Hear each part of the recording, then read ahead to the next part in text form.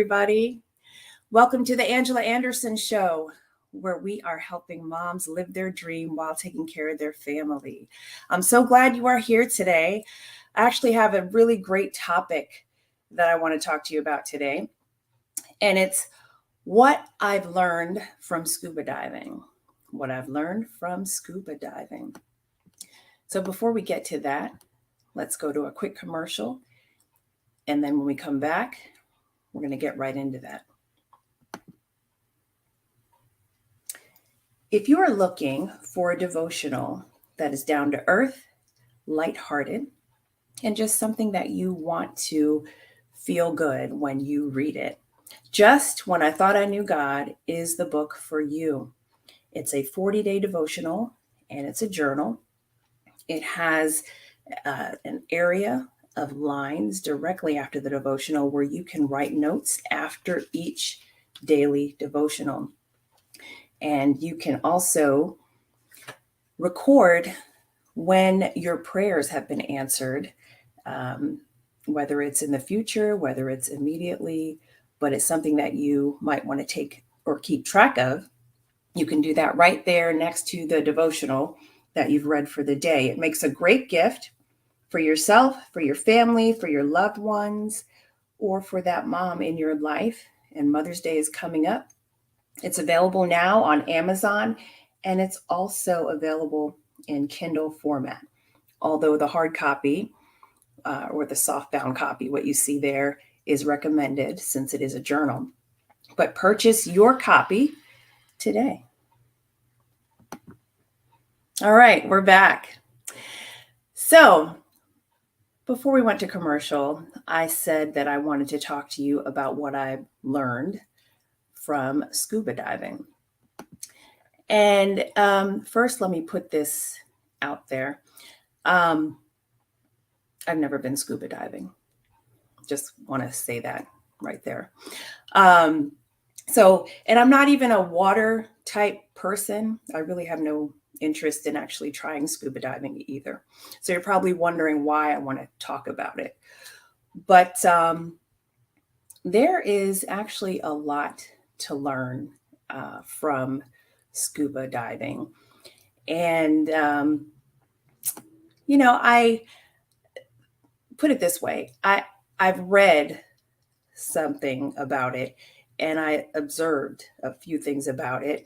And it was around the time a friend of mine or an acquaintance told me that he got certified as a scuba diver. So I thought, that's interesting. But as I was reading about scuba diving, there are a lot of things that parallel a mom who is pursuing her dream while taking care of her family. And you might think, what could that be? What could that be? Well, let's dive in. So, when you are scuba diving, what I found out is they actually have something called the golden rule for scuba diving, the golden rule. And it's simply this: never hold your breath. Never hold your breath. You just keep breathing continuously and normally. And some of you might think, oh, well, that's not a big deal, or that's the easy thing to do. Well, apparently, if you are a beginner and you go on this venture of scuba diving, you might have a habit of, delaying your breathing, or you might have a habit of thinking because you're in the water that you should just hold your breath. But the golden rule is to breathe continuously. In other words, never stop, and normally, and never hold your breath. So what does that have to do with a mom who wants to live her dream while taking care of her family? If you are a mom and you are on the road to success, don't quit. Never stop. Now, I didn't say that you couldn't take a break. We're going to get into that later. But don't quit. You just continue normally, even if it's little by little. And just like the scuba divers' rule of thumb or golden rule, you never stop breathing, even though that might be the impulse. You never quit. That might be your impulse, because it might get a little hard. It might get a little scary. It might even get a little claustrophobic. I don't know. I've never been scuba diving, but I'm thinking it might be a little bit intimidating going down under the water like that. But whatever you do, as you're pursuing your dream, as you are going on the path, never quit. Another thing that I've learned from scuba diving is this. There's something called mask clearing. Now, you've seen a scuba diver and you know that they have that mask on.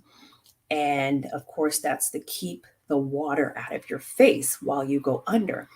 Well, sometimes, from what I understand, water gets in your mask, and the beginner who is learning how to scuba dive has to learn how to get the water out of the mask's airspace and put it back into the environment with the water without taking on more water, or even worse than that, ingesting the water through your nose. Ooh, that makes me cringe just thinking about it. But listen to what I just said for just a minute. Okay? When you clear your mask, you're taking on the water. It's getting in there. And there's a psychological aspect to this too, because you kind of want to panic, right? The water's coming in. You definitely don't want it to get in your nose. If you ingest water, the obvious will happen. Could lead to drowning or other complications, right? So you have to try to get that water out of your space and put it back to the water environment or the other space.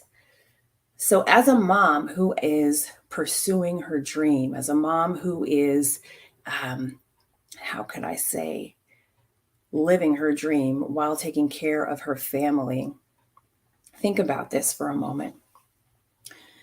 A lot of times we have the habit, and I say we because it's not everyone, but maybe you're a mom and you can relate to this.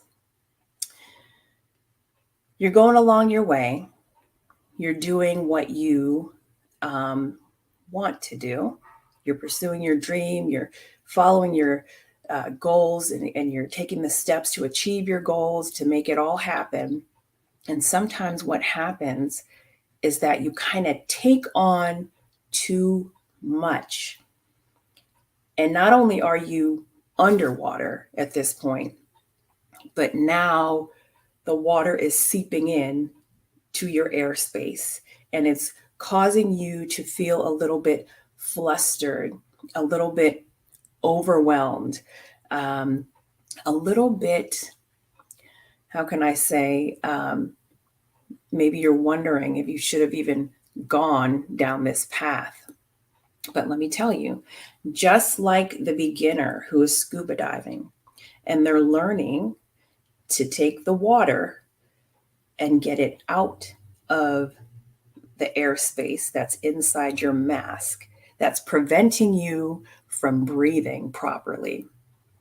In the same way, sometimes there are tasks, there are projects, assignments, sometimes not even having to do with our business, but maybe it's something that's personal.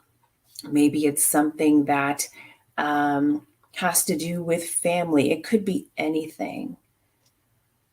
But sometimes we have to let those things go. It could be just one thing that will lighten the load to get out of your space so that way you can breathe. It could be several things. It could be just a matter of prioritizing, right? But basically, what's happening is you just have to breathe, as we said, normally. We have to breathe continuously, right? So as we keep going, it's important that we stop taking on more. Because sometimes, and I've done this before, you let go of a project or you let go of a task, and then you just fool yourself into thinking that you have all of this free time. And so the next person that comes to you and says, hey, I need you to help me with such and such, or hey, I think that you would be great at doing such and such, or you see something that you just want to try, and all of a sudden you just, again, you find yourself in the same position, taking on more, biting off more than you can chew. Stop taking on more.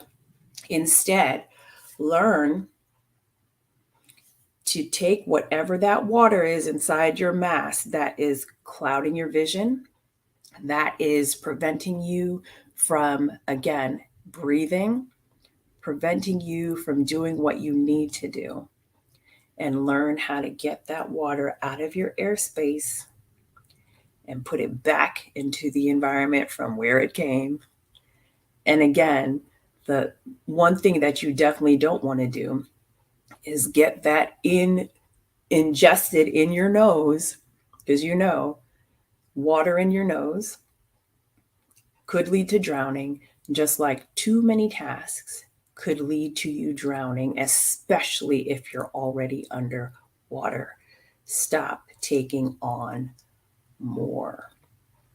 So, another thing that I learned, and again, this is just from observing scuba diving. What's interesting is that as I look at scuba diving and as I look at I don't know, just the whole water thing. Those of you who know me well, you know that I'm not really a water person. Um, don't get me wrong. I grew up in New Jersey. I now live in Florida, and I love the beach. I love going to the beach. Matter of fact, I got married on the beach. It was at sunset. It was a beautiful experience with my husband. I like being on the beach more than I like actually getting into the water. Um, Give me a boat ride any day, a nice boat ride. I love being around the water. I love looking at the water. It's very peaceful, uh, just nice. But I'm not really a water person. But again, this whole thing about the scuba diving, something caught my attention. And I really think this last point that I want to share with you, this is what caught my attention.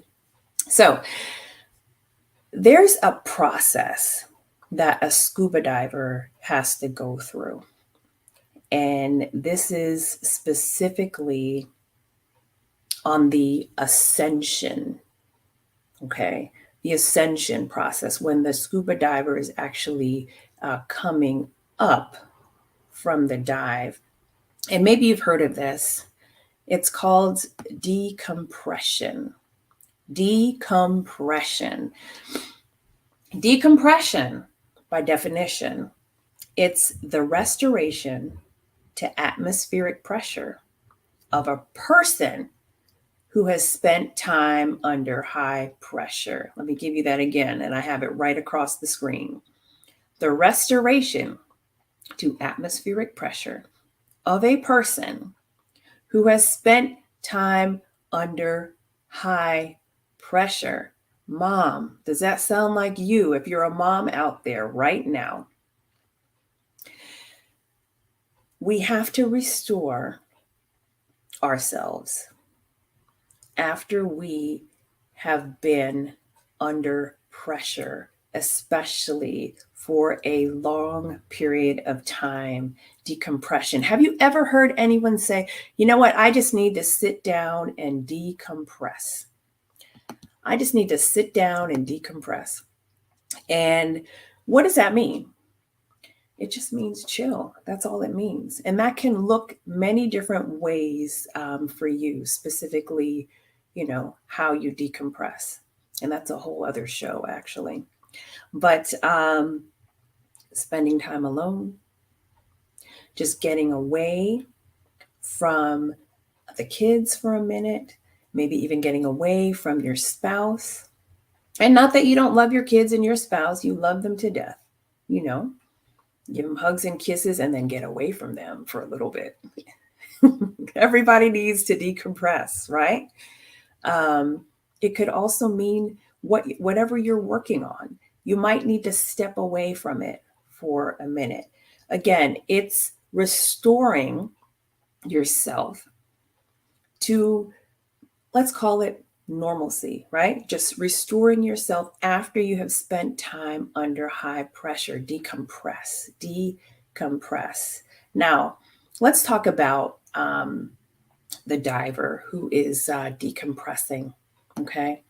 Now, as a diver is ascending, the diver has to make a series of stops during the ascent. They have to make a series of stops during the ascent. And this is part of the decompression process. Now, think about it, Mom. When you're living your dream, when you're pursuing your goals, and while you're taking care of your family, you have to make some stops. Now, it doesn't mean that you quit. It just means that sometimes you have to take some breaks in between, because it could be that it's a little bit too much. It could be that, you're losing air, you're losing sanity. A diver does it for a specific reason. And we also should do this, making a series of stops as we are climbing, as we are going, as we are ascending to our goal. Let me tell you what the stops are for.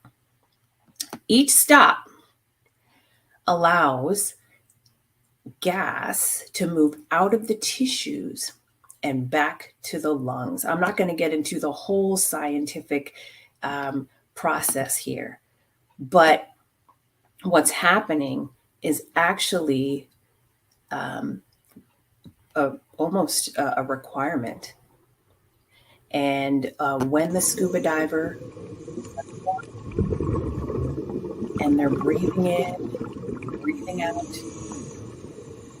again, what's happening is they're moving that gas that is accumulated in the tissues back into the lungs.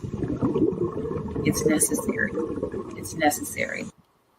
And I'll tell you this, there are some consequences if you do not move that gas out of the tissues back into the lungs. So as you are pursuing your dream and you're rising to the top, you're taking breaks along the way. You have to. You have to. Now, mind you, between each stop, each decompression stop, the diver moves closer to the surface. Between each stop, now remember, you have to take these stops as you are getting to the top. The diver is moving closer to the surface, and it's actually helping the diver get there faster. It may feel like you're getting slower, but it's actually getting you there faster. Okay? As you're taking time as a mom to decompress, you move closer to your goal. Why? Because you're allowing yourself proper rest. You're allowing yourself the space that you need, the mental capacity, the emotional capacity, everything that works together in your body to get you to your goal. Now, I will tell you this: failure to decompress is damaging to the diver. It's painful. From what I've read, from what I've understood, it hurts. This whole thing about the pressure of the gas moving from tissues to the lungs, it can be life threatening. And let me tell you, ladies, I don't know if you've ever met anyone, or maybe you know of yourself, people who just crash, whether it's